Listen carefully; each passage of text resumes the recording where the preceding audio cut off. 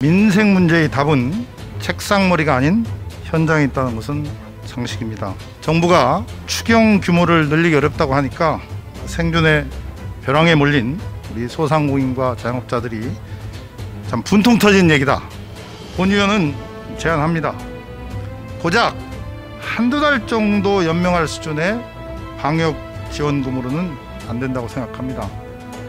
적어도 업소당 방역 지원금을 최소 500만 원 이상으로 과감히 현실화해야 하고, 그것을 위해서 지혜를 짜고 힘을 모아야 한다고 생각합니다. 국민 한 사람 한 사람이 곤경에 처하면 국가가 끝까지 포기하지 않고 지켜줄 것이라는 믿음을 줘야 합니다. 그것이 국가 존재의 이유이고, 그게 흔들리면 나라가 어려워집니다. 오미크론보다 더 무서운 것은 민심의 분노가 폭발하는 것이라는 점을 다 알 것입니다. 이 점을 대통령과 정부가 명심해 주기를 간곡히 부탁드리겠습니다.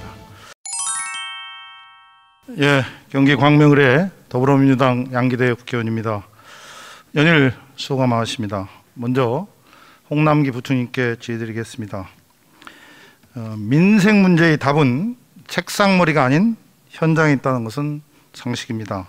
정부가 나름대로 소상공인과 자영업자의 어려움을 덜어주기 위해서 노심초사하고 있겠지만, 일선 민생 현장의 분위기는 절망감과 절박함, 분노가 뒤섞여서 싸늘합니다. 부총리님, 민생 현장에 가서 소상공인 만나십니까? 가끔? 예. 반응이 어떻습니까? 예, 어려움도 많이 호소합니다. 예. 네, 아마 기대도 있고 어려움도 많이 호소할 거라고 생각합니다. 정부가 추경 규모를 늘리기 어렵다고 하니까 생존의 벼랑에 몰린 우리 소상공인과 자영업자들이 참 분통 터진 얘기다. 그래서 여기저기 아우성 소리가 돋습니다. 부총님께서 듣고 계시죠? 네, 그럴 거라고 생각합니다.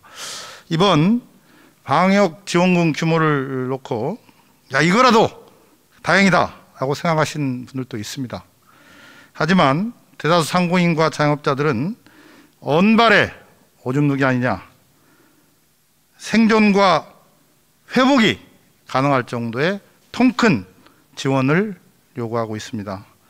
또한 금리 인상으로 대출이 많은 소상공인과 자영업자에게도 큰 부담이 되고 있고, 또 한숨소리도 깊어지고 있습니다.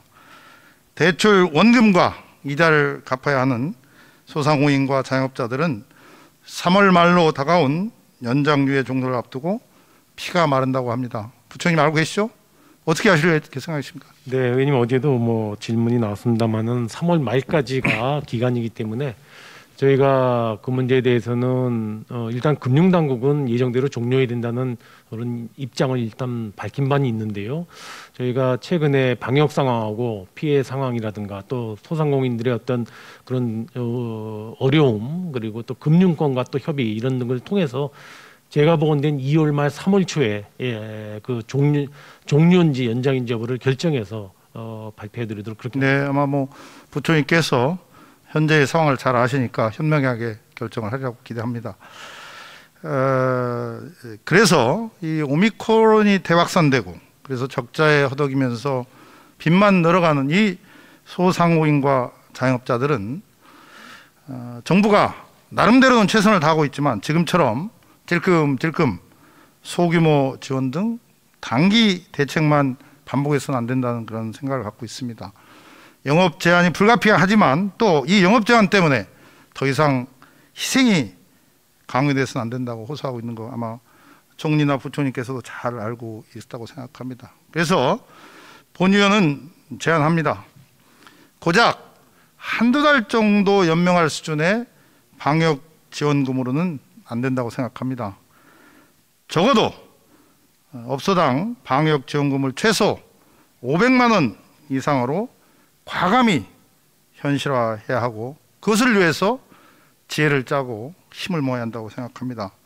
또한 피해액의 80%만 손실보상금으로 인정해서 50%가 넘는 32만 3천여 개 업체가 100만 원 미만의 손실보상금을 받아야 하는데, 손실보상 피해 인정률도 100%로 인상하는 방안을 적극적으로 검토해 주시기를 부탁드리겠습니다. 부총리님, 정부의 이번 추경안에 코로나로 인해서 매출과 소득이 줄어든 법인 택시기사, 전세버스기사, 특고, 프리랜서, 방과 후 강사 등 피해계층과 취약계층에 대해 직접적인 지원이 포함되어 있지 않은데 참 납득하기 어렵다고 합니다. 왜 그랬습니까? 예, 의원님, 이번에 추경은 저희가 밝힌 대로 자영업자 소상공인 중심의 원포인트 추경이라고 추경 목적을 명백히 했습니다. 의원님 말씀 주셨던 법인 택시라든가 버스 기사 같은 그분들은 이제 사실상은 종사자 입장이지 자영업자나 소상공인이 아니었기 때문에 예전에도 지원 대상이 아니지만 예전에는 또 추가적으로 지원한 바가 있었습니다. 그러나 이번에는 소상공인 자영업자에 대해서 집중적으로 지원하는 원포인트 추경이었기 좋습니다. 때문에 네, 그래서 뭐 부총님 말씀에 이해는 가지만 네네. 적어도 이분들도 이 소상공인과 자영업자에 대한 원포인트 지원에 대해서 나름대로 공감은 하지만 본인들도 지금 절박한 상황입니다.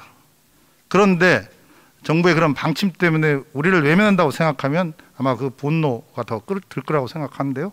그래서 혹시라도 다시 한번 이 추경 규모라든지 대상들을 우리 애결위에서 또 논의할 때 이런 문제도 다시 한번 우리 총리나 부총리께서 논의를 과감히 좀 해줬으면 좋겠다, 그런 말씀을 우선 드립니다. 김부겸 총리께도 여쭤보겠습니다. 소상공인과 자영업자가 망가지면 국가 기반 자체가 흔들리지 않겠습니까? 이런 상황에서 어제 말씀하셨는데 코로나 방역 지원금을 대폭 늘리면 국가 채무가 증가하고 물가 상승이 우려된다, 이렇게 말씀을 하셨는데, 물론 정부를 총괄하는 입장에서 충분히 할 수 있는 말씀이라고 하지만 그러한 말씀이 과연 이렇게 어려운 소상공인들한테 설득이 있겠느냐, 그 점에 대해서 한번 말씀해 주십시오. 의원님 방금 말씀하신 대로 이 물가가 오르면 그 피해는 온 국민에게 또 다 가지 않습니까? 그래서 그분들이 지금 당하고 있는 고통을 저희들이 이제 분기별로 이렇게 지원하는 그런 양상입니다.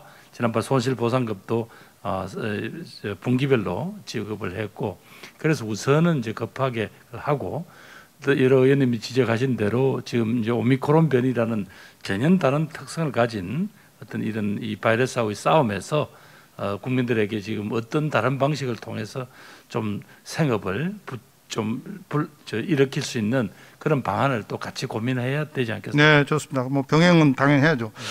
이 답답한 마음에 지난 주말에 캐나다에서 이 호텔을 하다가 일시키고 간 친구를 만났습니다. 그 친구는 60개 정도 객실을 갖춘 호텔을 운영하고 있는데 코로나19 발생 이전인 2019년에 연 매출액이 15억 정도 했습니다. 15억 정도 했습니다. 코로나가 발생하고 2020년에 매출액이 반토막이 나서 큰 손실을 입었습니다. 그런데 캐나다 정부의 적절이고 과감한 지원을 받고 본인 스스로도 깜짝 놀랐다고 합니다.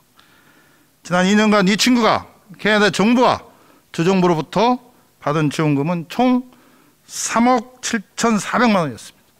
우리로서는 상상할 수 없는 규모입니다. 지원 항목도 인건비, 렌트비, 관리비, 재산세, 대출이자, 숙박업소 관광세 면제, 산재보험료 50% 감면 등 실질적으로 도움이 되는 것이었습니다. 우리 상공인들에게, 자영업자들에게 수백만 원 주는 문제로 정부와 국회가 충돌하고 있습니다. 참 부끄러운 현실입니다. 미국도 한번 봤습니다. 급여 보호 프로그램을 가동해서 형식은 대출이지만 이 돈을 인건비와 임대료, 시설 보수 중에 썼다는 사실이 증명되면 갚지 않아도 되게 지원을 했다고 합니다.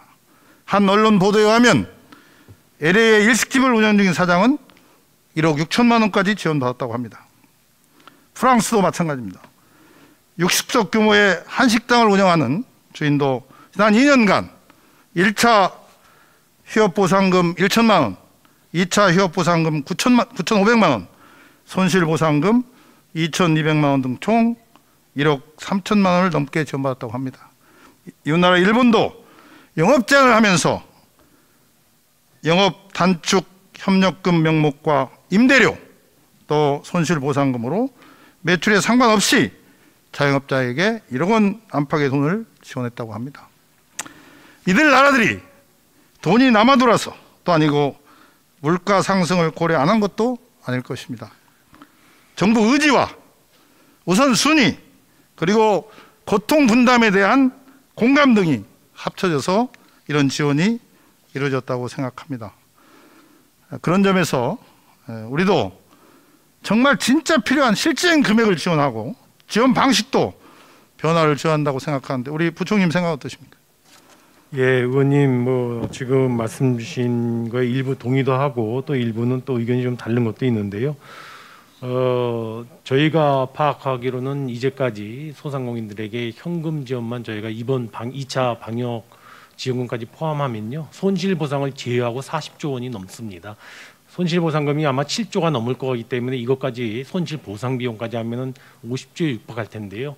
저희가 GDP 대비로 현금 지원 비중을 따져본다면 지금 의원님이 말씀하셨던 여러 나라들의 GDP 비중은 저희가 오히려 높은 측면이 좋습니다. 많습니다. 예, 그래서 알겠습니다. 저희도 제가 말씀드리는 것은 뭐 충분하다는 뜻은 아니고요. 예, 저희도 상당 부분 여러 가지 형태로 지원하려고 노력해왔다는 점도 제가 설명의 말씀으로 드립니다. 부총리님, 새 정부가 들었으면 또다시 추경을 할 것을 감안해서 이번에 14조 원 규모의 그 추경을 고소하려 한다는 얘기가 있는데 맞습니까?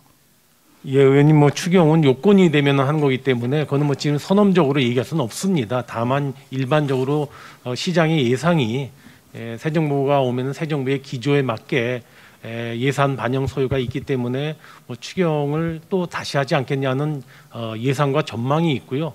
재정을 맡은 제 입장에서는 미리 뭐 예단해서 말씀드리기는 어려울 것 같습니다. 알겠습니다.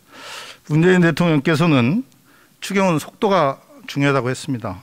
이번에 과감한 지원을 하지 않아서 소상공인들이 빈사 상태에 빠져 있는 상황에서 대선이 끝나고 추경을 한다면 때를 놓칠 수 있습니다. 차기 대선을 의식하지 말고 이번에 여야와 협의하여서 국민이 또 피해 당사자들이 납득할 만한 규모로 과감한 추경을 해주시기를 강력히 촉구하는 바입니다.